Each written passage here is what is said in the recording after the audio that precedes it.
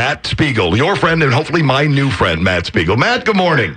Good morning, Riley. That's very, very kind of you. Thank you. What are you a fan mostly of? My art? Is it my painting that you're mostly a fan of? I'm more of the etchings, back in your etching period. I was into that. I do have to tell you, though, on a serious note, Father's Day, I was listening, and you caused me to be late to something because I was listening, and you brought your dad on.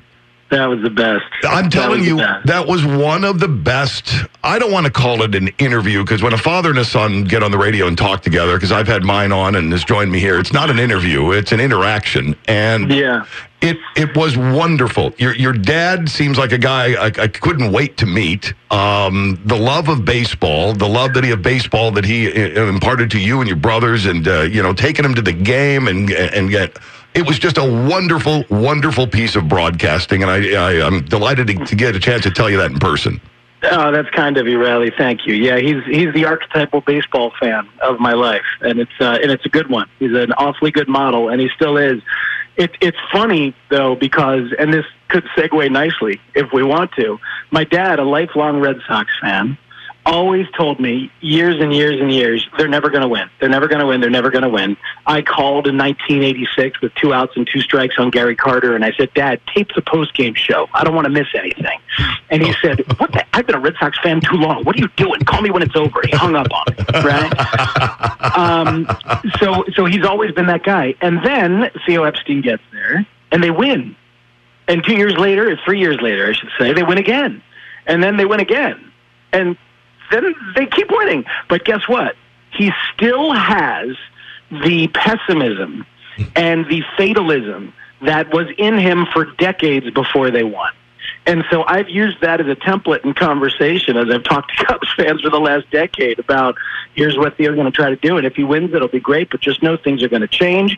And here we are. Here we are in a situation where unequivocally the Cubs are one of the best 5, 6, 7 organizations in baseball, unequivocally. And it's a remarkable place to be. They have a very good shot of making the playoffs for the 5th straight year. And yet, the amount of nuanced problems that there are to discuss with this team are massive. And it has led to a feeling of, it's over, it sucks, what are we going to do? The game is passing Theo by, and all these kinds of things. It's same old Cubs. Some people have gone down the same old Cubs route. It drives me a little insane, but right. I knew it was coming. I knew it was coming.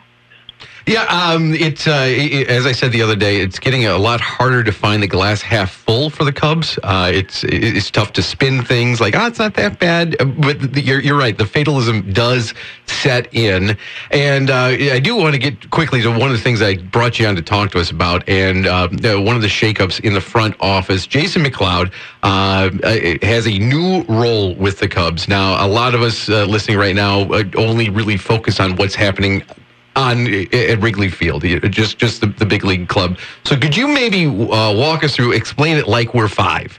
What Jason McLeod was doing and what he's doing now and what you think Theo is saying with this move. And why this is noteworthy. Right. Yeah, no, it definitely is. It's well stated. So when Theo was the boss, the general manager in Boston, Jed Hoyer and Jason McLeod were his consiglieres, and McLeod was the scouting guy. McLeod was the guy who'd go into the bedroom and talk to Dustin Pedroia, or the living room, I should say. Talk to Dustin Pedroia, talk to his dad, and say, this guy's got the character. In addition to the scouting attributes, I believe this guy's going to be great.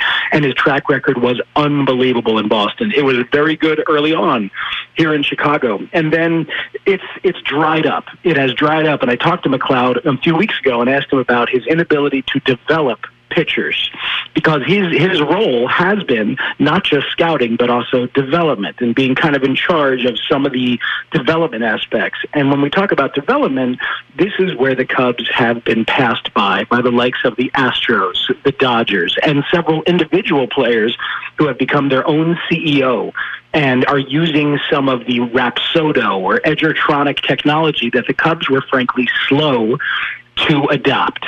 And this is an acknowledgement, as Theo has done conversationally this year, that they need to change some things in how they develop pitchers. Why do pitchers go to Houston and get better? Because Houston looks at whatever their stuff is and says, okay, this is what you do well, this is what you do well, let's focus on this, let's eliminate this, let's get rid of that. And just flat out eliminate pitchers. The Cubs have not done that. They have relied on what they believe is an absolutely superior game planning department and scouting department. And Kyle Hendricks is an example of a guy who's used the scouting reports and kills it. And they've had an understandable hubris about that. But they need to rely more on stuff. Figuring out exactly what a guy has that's good, and then developing that. And that's where they've been bad in development. So Jason McLeod is kicked upstairs. Jason McLeod is joining Theo and Jed on the major league level, and Randy Bush. It's odd to have that many people, but they're all pals. There's no way he was going to get fired. There may be a factor here of protecting him from the Boston job, but Dave Dombrowski's available. But guess what? McLeod said yesterday he might still talk about that job if they come to ask him. This is really about shifting McLeod to the majors so they can revamp the development portion of the organization, and it very much needs it.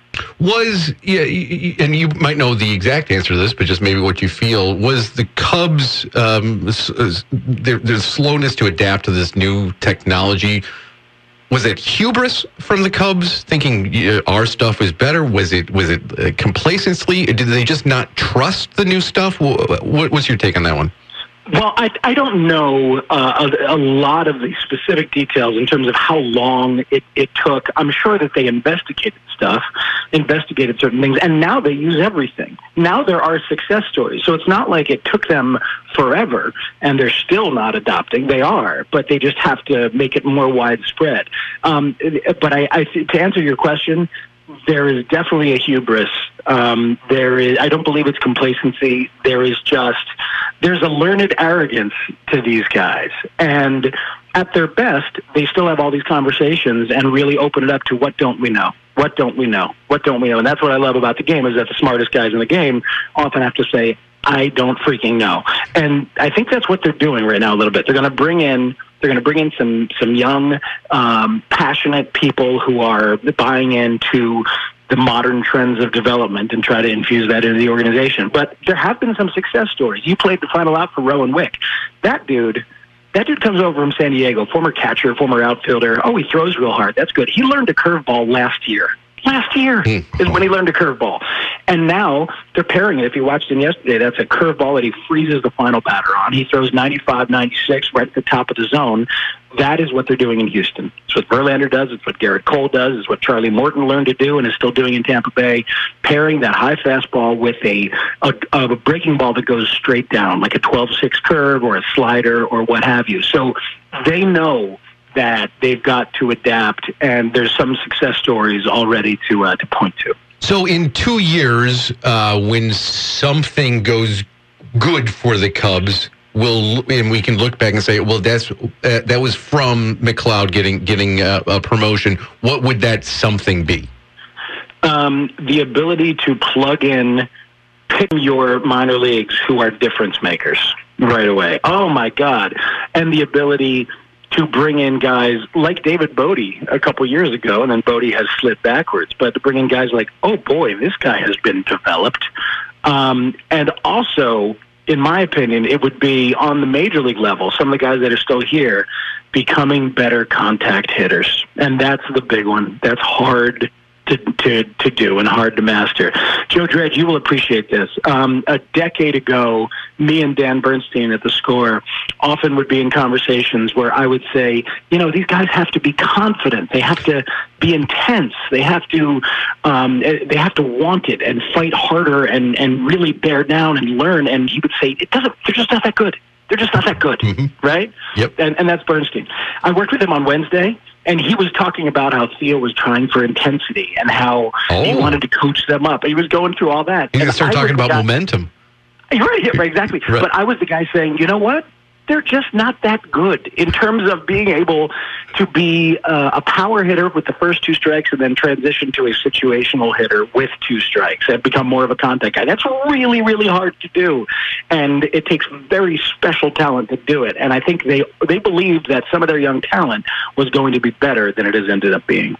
We're spending some time with Matt Spiegel, who has forgotten more about baseball than most of us will know, and he's kind enough to share with us this morning. I got to ask you this, because we keep hearing this, next year's going to be different. There's going to be some marquee names. There's going to be some of the tent poles of the Cubs who are going to be somewhere else. There's going to be a shakeup.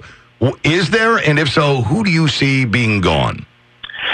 Contreras or Bryant are the two that make the most sense to me. And I don't like the idea of either of them.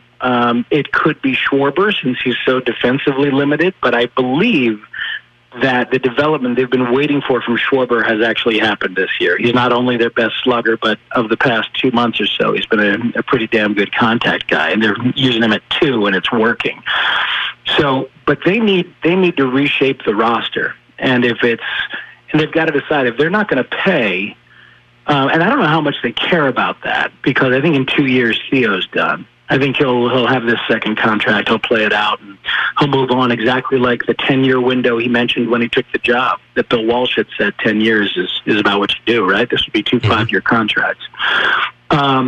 So my gut is that it's going to be Contreras, because, boy, the natural uppercut of Bryant is just so beautiful. But they've wanted him to adjust in terms of contact, and he's been intermittently successful. But I think you just saw a big shift. I think you saw a big shift with development, and I think you're going to see a shift with the manager. You'll see somebody younger and a little bit more intense, a little bit more demanding.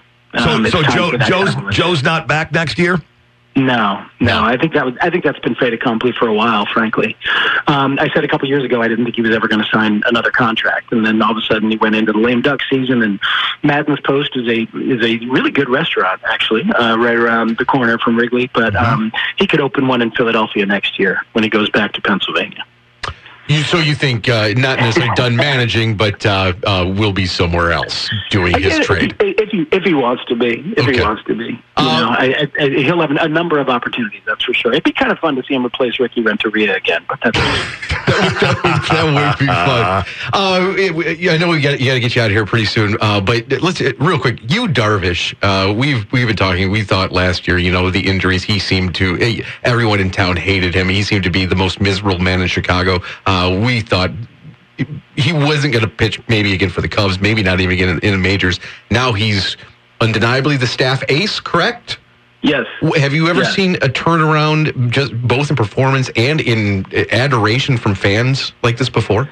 It's pretty remarkable the huge chants are out there. The fans wanted to get behind him. I was at games earlier in the year when he was just okay, but then would be really good for an inning, and fans would start giving him the U, because he needs it. He's a sensitive guy. It's been pretty fascinating. I think Operation Get You Darvish Comfortable has been a resounding success. And that is not to call him weak or fragile. It's just everybody's different, right? So they've worked. It's a victory for Madden. It's a victory for Darvish. It's a victory for perhaps for the mental skills department. I don't know how involved they've been, but he is comfortable, and he is also he's attacking. There were games where he would just nibble, throwing a fastball off the plate. What are you doing? Now he goes at people and trusts that his stuff is good enough, and it is. We're seeing why he has been a marvel since the early days in Japan. He can throw 7 or 8 different pitches. I know MLB.com said 10, but that's a lie. But he can throw a lot of different pitches, and he can change the variety of them. He can, like Zach Greinke or David Cohn back in the day, he can reshape his curveball in the middle of a freaking game. It's a very bizarre level of excellence that he's capable of when he's going good. And real quick, true story, Kimbrel taught him a knuckle curve, and he did it in like 2 days? Yes. Okay. Yes, that is true. He experimented with it as he warmed up before one start. Then the next start, he threw it a couple times. He got a strikeout on it. Also, the cutter, he started throwing, and this is what confused StatCast, he started throwing what he calls a hard cutter, because he was in New York and talking to somebody about Mariano Rivera, and they were like, why don't you just speed that up? And then that's what he does now. When he needs a strike, he'll throw that hard cutter, and he can control it. It's amazing what he can do on the fly. It's been a lot of fun to watch him expand. It's been a lot of fun talking to you, but thanks for joining us. I know you got stuff to do. You got you showing up in any of our Cubs broadcasts scheduled anytime soon? I am doing pre-game and post-game today, as a matter of fact, for the ball game. And then tonight there's a music gig over at the G-Man, which is just north of Metro. If anybody's going to be in the city, I'm playing, and I put together the band, and the star is celebrating a birthday. And let me just say, he's a good guitar player, a very good guitar player, and he also has 18 career postseason home runs. Oh, it's pretty good. So that should be fun. That should be a fun world collision tonight. I always look for that in the liner notes of every album. Yes, anyway, Matt, we really appreciate you taking time out of your day. I remain a big fan, and I'm really glad we had a chance to talk this morning. Have a great weekend. Thanks, Riley. Thanks, Joe. Appreciate it, guys. Thanks, dude. There's Matt Spiegel.